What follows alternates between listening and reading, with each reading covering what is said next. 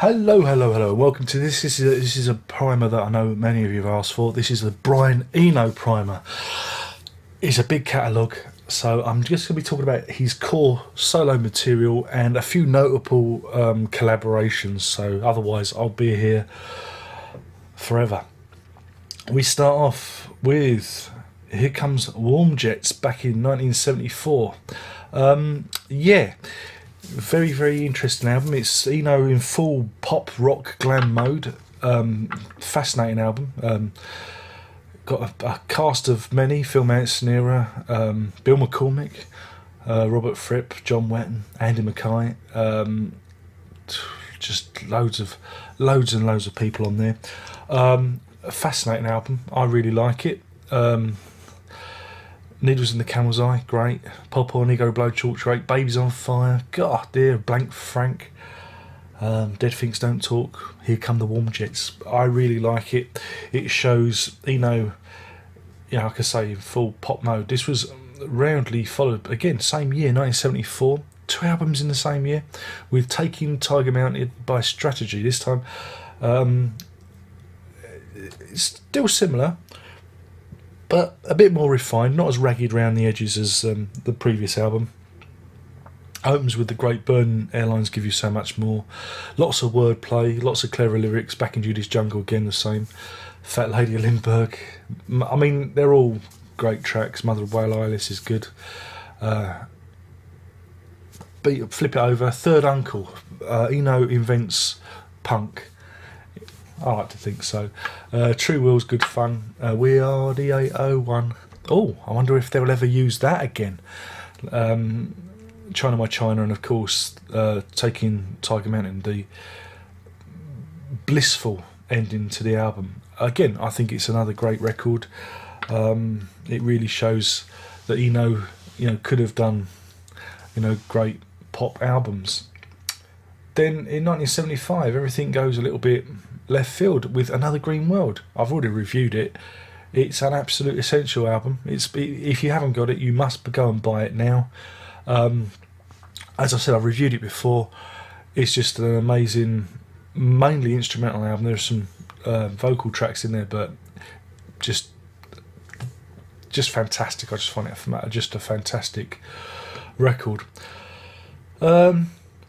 1975, we have Discreet Music, and it's where Eno goes ambient.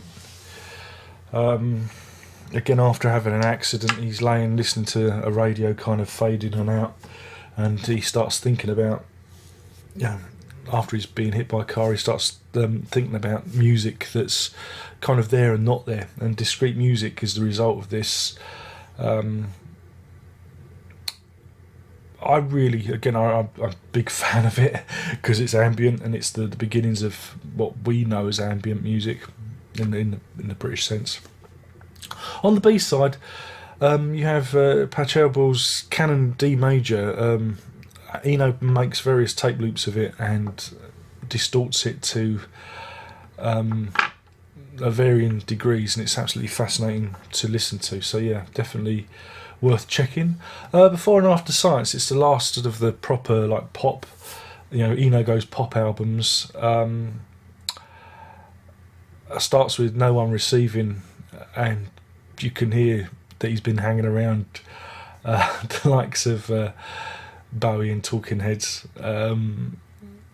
Backwater's good fun. Kurt's Rejoinder, which has some amazing bass playing. King's Lead Hat. Oh, I love that song, which is an anagram of Talking Heads. I even did a cover version of it. Oh, and on the B side, everything kind of is very more mellow, more slowed down, and again, it feels like the petrol's running out of the engine. But yeah, another very interesting album. Lots of different textures. Yeah, really cool album to get. 78, Music for Airports. It's that one. It's another ambient record. It's kind of essential if you want to check out that kind of music. Though if you're not used to ambient music, this and Discreet Music is probably, you're not going to like it, but you gotta check it out.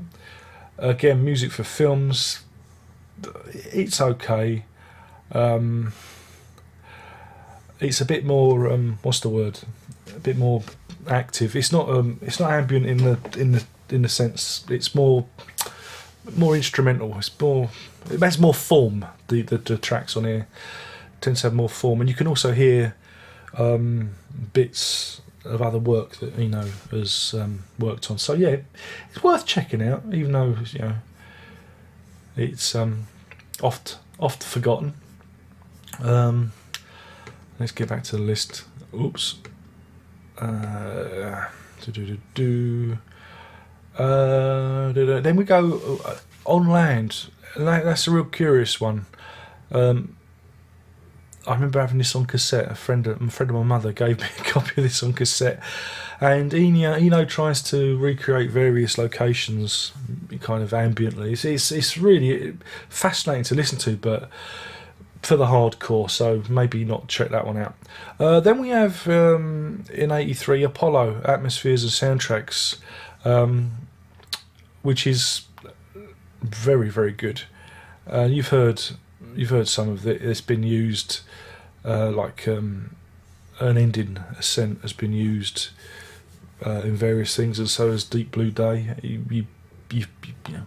But it's kind of space cowboy music. That's how I like to describe it. You've got Daniel Lanois on here as well, and Roger Eno, and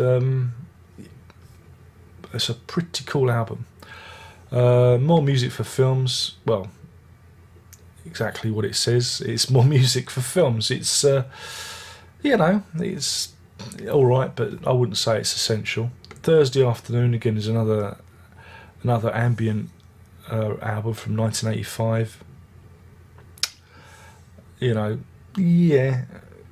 it was actually a video version of it as well, if I recall, because it's all about dabbling with these idea of video painting, so there's a visual aspect to it.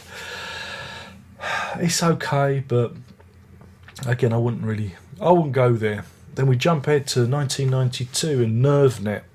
I've revisited the reissue of this. At the time, I had a real hard time processing it. There are some bits like Fractal Zoom, Ali Click, and The Royal the Choke I really like, and there are some other tracks that it took me a real long time to get into.